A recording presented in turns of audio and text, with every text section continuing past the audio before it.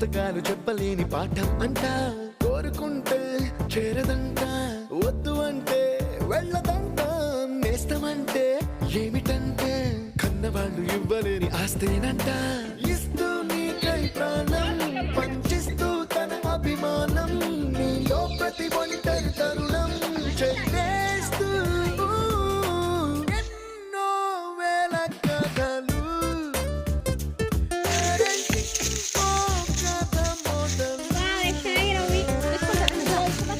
Queen Elizabeth అంతా తెలుసులే, పెద్ద పైలట్ రా.